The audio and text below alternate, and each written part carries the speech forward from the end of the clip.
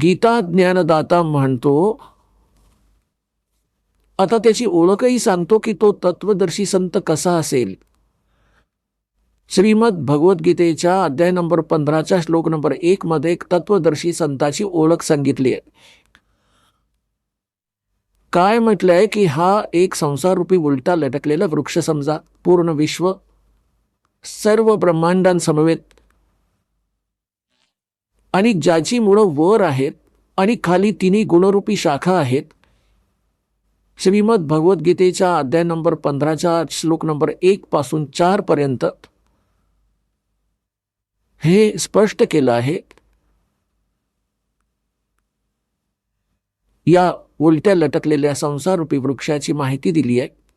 आता तुम्हाला हा उलटा लटकलेला संसाररूपी वृक्ष दाखवू, मग सहजच दास ज्या सद्ग्रंथांची ओळख करून देणार आहे तुम्हाला ते सहज समजून येईल. बघा, हा समजा एक संसाररूपी वृक्ष आहे पूर्ण.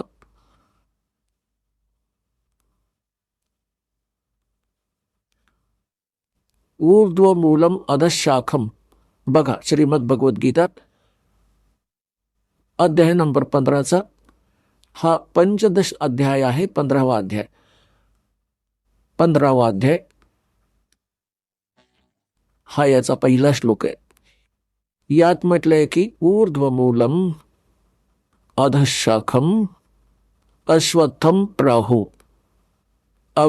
अव्ययम छंदांसी यस्य पर्णानि यह तम वेद सह वेदवित. ऊर्ध्वमूलम याचा अर्थ आहे की वर मूळ आणि खाली शाखा. अधम म्हणजे खाली असतात. हे भ्रमित आहे, यांनी चुकीचं केलंय. अधम म्हणजे ब्रह्म रूप मुख्य शाखा वाले नाही. हे दुसऱ्या अध्यायात 15व्या अध्यायाच्या दुसऱ्या श्लोकात 2 वेळा अध आहे. अध अध. त्याचा अनुवाद त्यांनी पुढच्या पृष्ठावर केला आहे. अध म्हणजे खाली. अध म्हणजे खाली. अध म्हणजे खाली. ऊर्ध्व म्हणजे वर.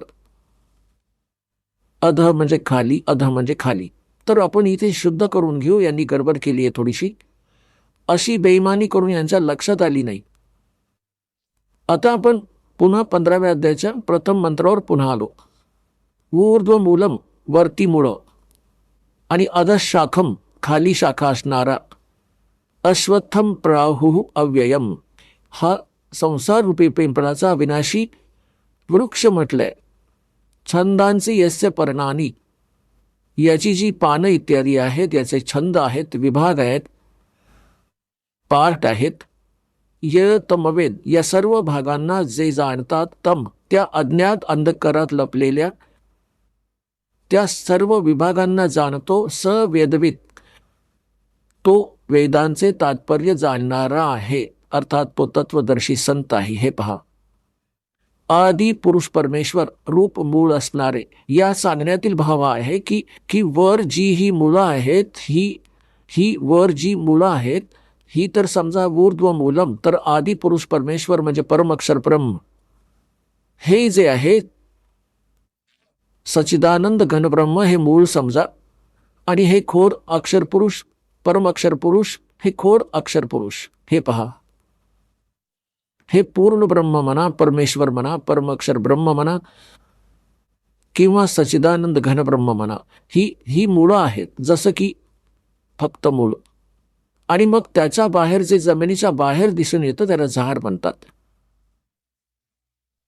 गीता ज्ञानदात्याने केवळ इतकंच म्हटलं आहे की ऊर्ध्वमूलम, वर मुळे, वर मूळ आणि खाली शाखा असणारा हा संसार रूपी पिंपळाचा वृक्ष आहे. आणि जे संत याचे सगळे छंद म्हणजे विभाग जाणतो, स वेदवित, तो तत्वदर्शी संत आहे. परमेश्वर कबीरजींनी 600 वर्ष आधी येऊन सांगितलं होतं. तत्वदर्शी संताची भूमिका सांगितली होती आपल्या सच्चिदानंद घनब्रह्मच्या वाणीने, आपल्या मुखकमलातून बोलून. तो अशीच लीला करतो. वेदही पुरावा देतात. साधारण 600 वर्षांपूर्वी परमात्म्याने सांगितलं होतं की अक्षर पुरुष एक झाड आहे. हे जमिनीच्या बाहेर दिसून येते त्याला वृक्ष म्हणतात. अक्षर पुरुष एक वृक्ष आहे आणि क्षर पुरुष त्याची फांदी, ज्याला निरंजनही म्हटलं आहे, ज्योत निरंजन. आणि तिन्ही देव रजगुण ब्रह्मा, सद्गुण विष्णू, तमगुण शिवजी, तिन्ही देव हे शाखा आहेत आणि पर्णरूपी संसार. आता गीता ज्ञानदाता म्हणतो की या ज्या संसार रूपी वृक्षाच्या जी वर मुळे आणि खाली शाखा असणारा उलटा लटकलेला संसार रूपी वृक्ष आहे, जो याचे सगळे छंद म्हणजे सगळ्या विभागांना सांगेल, तो तत्वदर्शी संत आहे, तो वेदाचे तात्पर्य जाणणारा आहे. आता पहा, परमात्म्याने 600 वर्षांपूर्वी सांगितलं होतं की अक्षर पुरुष एक झाड आहे, ज्योत निरंजन म्हणजे क्षरपुरुष त्याची फांदी आणि तिन्ही देव त्याच्या शाखा आहेत, हा पर्णरूपी संसार. आता पहा, परमात्म्याने सांगितलं, कबीर अक्षर पुरुष एक पेड़ है, निरंजन वा की डार, यांना अक्षर पुरुषही म्हणतात, ज्योत निरंजन. और तीनों देवा रजगुण ब्रह्मा, सतगुण विष्णू, तमगुण शिवजी रूपी शाखा है, ये पाच रूप संसार. हे पहा, हे कारण हे जमिनीतून हे परोक्ष आहे, पूर्ण परमात्म्याचे गुप्त आहे. जमिनीत जशी मुळे परोक्ष असतात, जमिनीत जसं मूळ परोक्ष असतं, आता हे खोड अक्षर पुरुष आहे. अक्षर पुरुष एक झाड आहे आणि क्षर पुरुष त्याची फांदी, ही जाड फांदी. क्षर पुरुष म्हणा, ज्योत निरंजन म्हणा, काल ब्रह्म म्हणा, आणि तिन्ही देव रजगुण ब्रह्मा, सद्गुण विष्णू, तमगुण शिवजी या शाखा आहेत आणि पर्णरूपी संसार. तर सच्चिदानंद घनब्रह्म यांच्या वाणीत हे कंप्लीट ज्ञान लिहिलेलं आहे. गीताजी मधल्या अध्याय नंबर 4 मधील श्लोक नंबर 32चा हा निष्कर्ष आहे की ते सच्चिदानंद घनब्रह्मच्या वाणीत सत्साधना म्हणजे धार्मिक अनुष्ठानांची माहिती बऱ्याच विस्तारानं आणि यथार्थतेनं दिलेली आहे. त्यांना विचारा.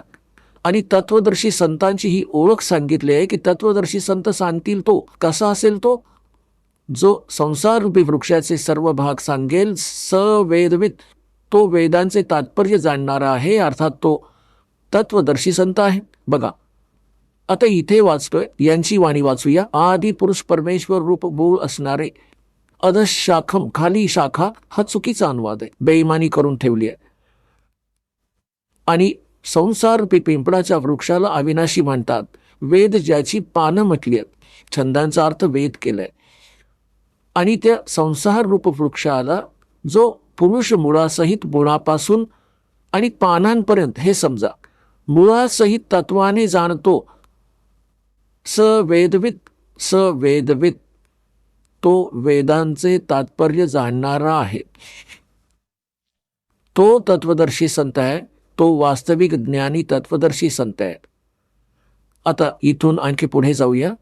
जसं या पुस्तकात पुढे पहा, अध्याय नंबर 15च्या श्लोक नंबर आता 1 आपण वाचला, दुसरा पहा. यात लिहिलंय की त्या संसार रूपी वृक्षाच्या तिन्ही गुणरूप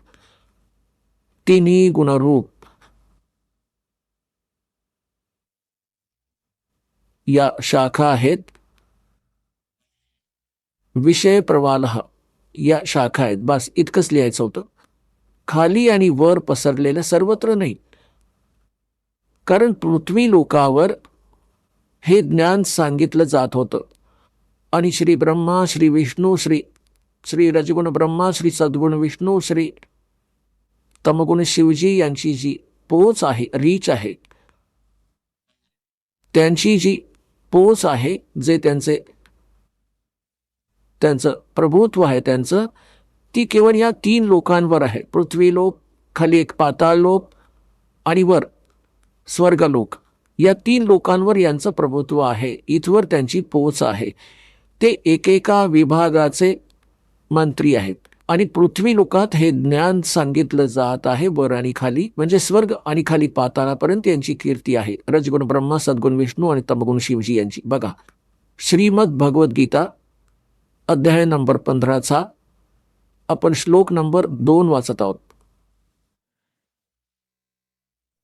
त्या संसार वृक्षाच्या तिन्ही गुणरूप शाखा हा आहे अधच उ ध्रुवम प्रसुतः तस्य शाखा गुणप्रबुद्ध.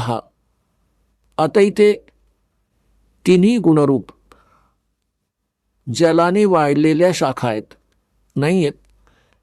या आहेत विषय प्रवाहाला शाखा, विषय विकाराच्या शाखा आहेत असं समजा. यांनी चुकीचं करून ठेवलंय. खाली आणि वर, सर्वत्र नाही, खाली आणि वर पसरले आहेत.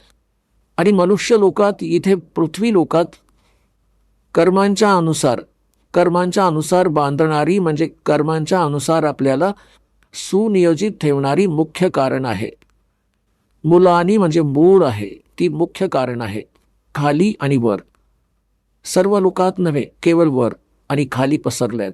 आपण ऐकत होता जगद्गुरु तत्वदर्शी संत रामपालजी महाराज यांचे मंगल प्रवचन, ज्यांच्या शुभ आशीर्वादाने संपूर्ण विश्वामध्ये 500 पेक्षा जास्त नामदीक्षा केंद्र आहेत, जिथे निशुल्क नामदीक्षा दिली जाते. निशुल्क नामदीक्षा प्राप्त करण्यासाठी आणि अधिक माहितीसाठी संपर्क करा 7030303951 7030303952. अद्वितीय आध्यात्मिक ज्ञान वाचण्यासाठी, पाहण्यासाठी आणि ऐकण्यासाठी संत रामपालजी महाराज ॲप अवश्य डाउनलोड करा किंवा आमची वेबसाईट www.jagadgururampalji.org वर विजिट करा.